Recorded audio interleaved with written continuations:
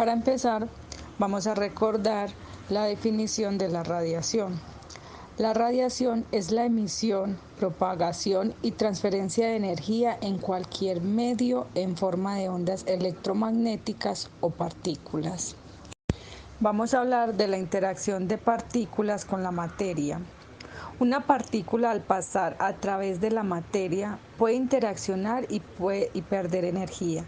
Los procesos por los que se pierde energía dependen de tres aspectos importantes: el tipo de partícula, la energía y el medio de interacción. Hablamos de interacción de partículas cargadas. Cuando una partícula cargada penetra en un medio material, sucede una serie de colisiones.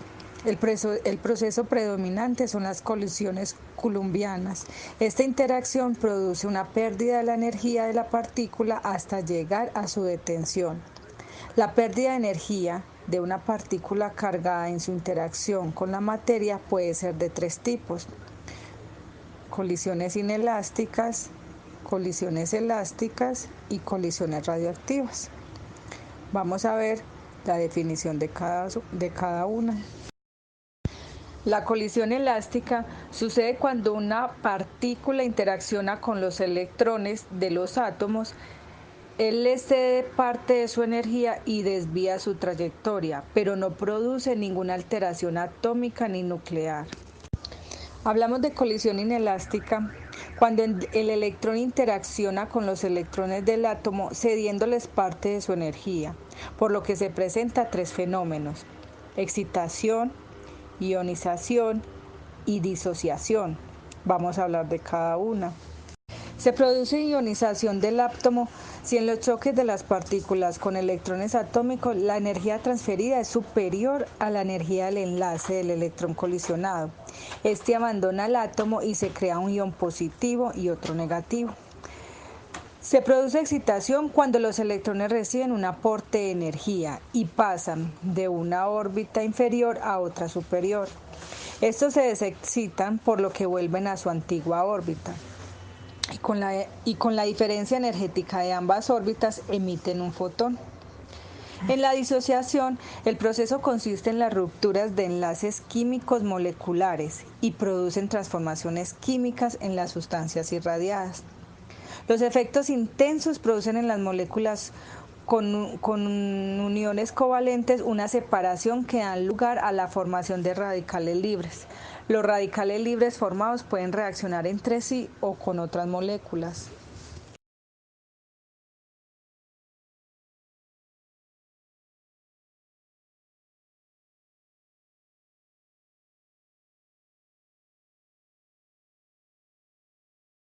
Continuamos con la colisión radioactiva. Sucede cuando una partícula cargada se frena o se desvía de su interacción con los átomos del medio y como resultado emite ondas electromagnéticas.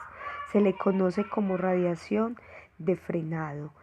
La colisión radiactiva constituye el fundamento de la obtención de rayos X para la utilización de radiodiagnóstico. Esta radiación se consigue impactando electrones sobre un material de número atómico alto. Radiación de frenado. Cuando una partícula incidente con masa y carga eléctrica interaccionan con el campo eléctrico de un núcleo atómico, experimenta la acción de una fuerza eléctrica y por lo tanto una aceleración. Toda partícula cargada que experimente un cambio de velocidad irradia parte de su energía en forma de ondas electromagnéticas, cuya intensidad será proporcional al cuadrado de la aceleración. En consecuencia, la partícula estará emitiendo continuamente radiación de frenado con su energía comprometida entre cero y una energía máxima igual a la energía cinética de la partícula al producirse la colisión. Los procesos de frenado serían más intensos cuanto menor sea la distancia entre la trayectoria inicial de la partícula y el núcleo, es decir, se establecerá un promedio de impacto cuando una partícula cargada atraviese un medio material, ésta va perdiendo energía con choques sucesivos, principalmente en procesos de excitación y ionización de los átomos.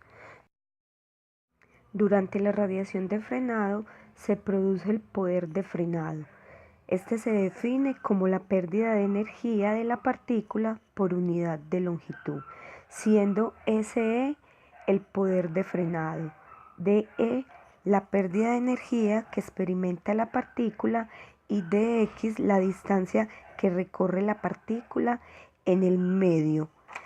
Hay que diferenciar entre poder de frenado de colisión, que son las colisiones inelásticas, de radiación, que son las colisiones radiactivas, y el poder de frenado total, siendo el poder de frenado total la suma de los dos valores anteriores.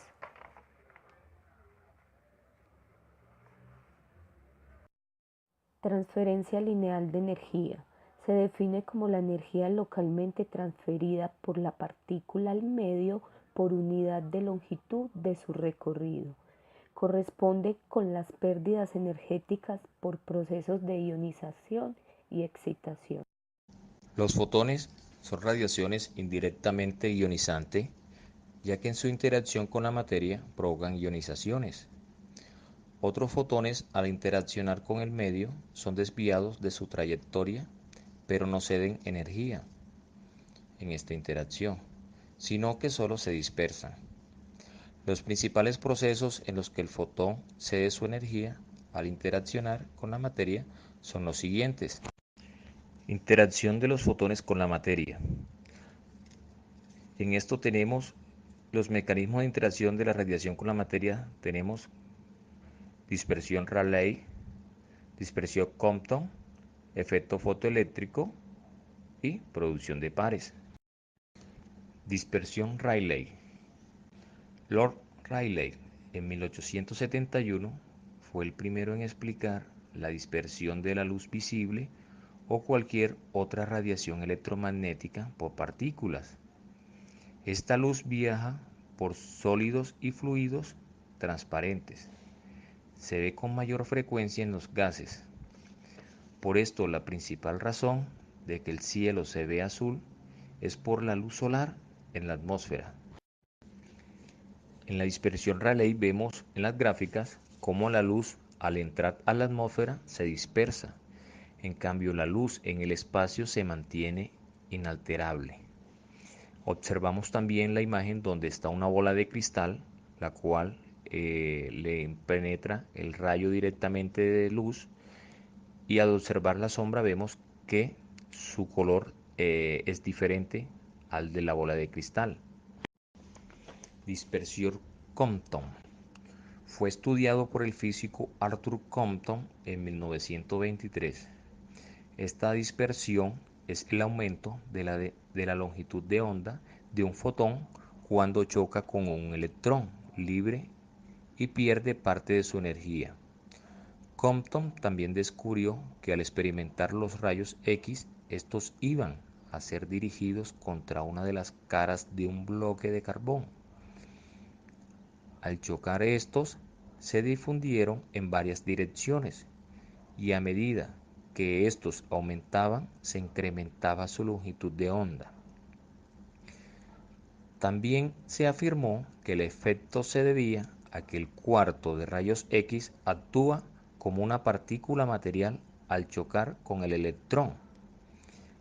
La energía cinética que el cuarto le comunica al electrón representa pérdida de su energía original. Efecto fotoeléctrico. Es el fenómeno en el que las partículas de luz llamadas fotón impactan con los electrones de un metal arrancando sus átomos. El electrón se mueve durante el proceso dando origen a una corriente eléctrica. Este fenómeno es aprovechado por las plantas solares, las cuales reciben energía lumínica del sol, transformándola en electricidad.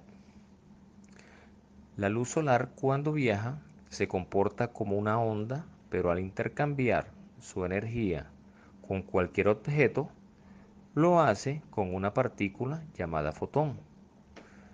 Choca con un electrón de un átomo de lámina metálica.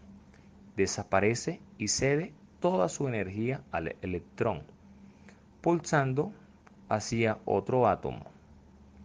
Esta expulsión eléctrica es precisamente la corriente eléctrica. Producción de pares.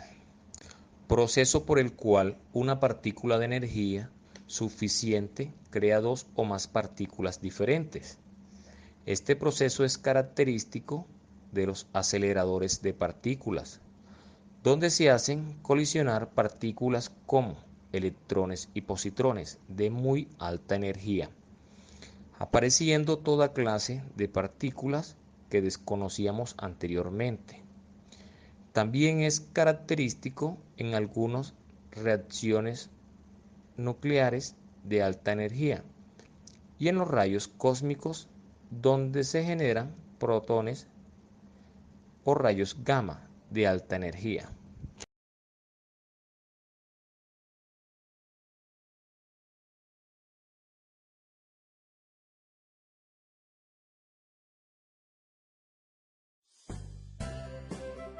Usos de las radiaciones ionizantes.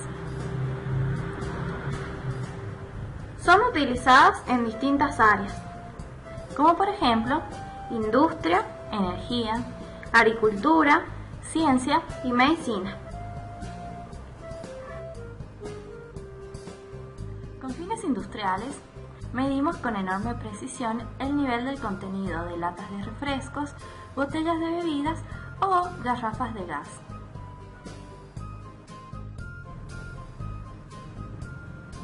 También medimos el espesor y la densidad del papel, cartón o los plásticos.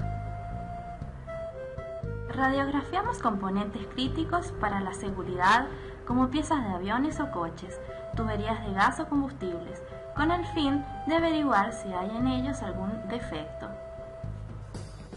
Esterilizamos instrumentos quirúrgicos y envases para preservarlos y desinfectarlos. En cuanto a diagnósticos y tratamiento médico, la radiación es utilizada en provecho de la salud, como por ejemplo en las radiografías con rayos X. En modernos escáneres en 3 dimensiones.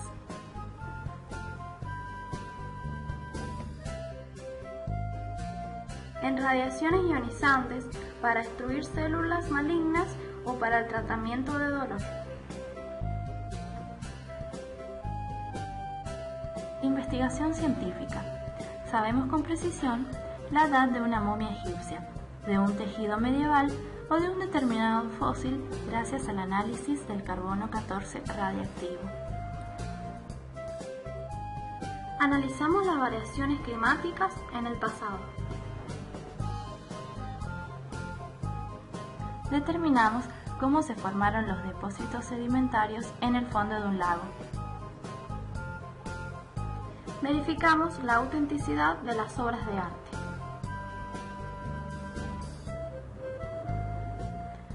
Agricultura y ganadería. Contrastar la eficacia de los fertilizantes.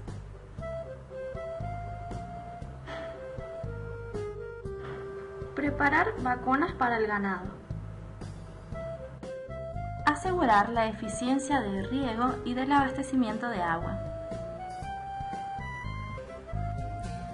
Luchar contra las plagas y conservar alimentos.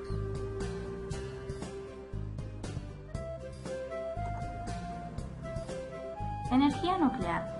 Por reacciones de fisión de los núcleos de átomos pesados, se liberan grandes cantidades de energía que se utilizan para producir electricidad.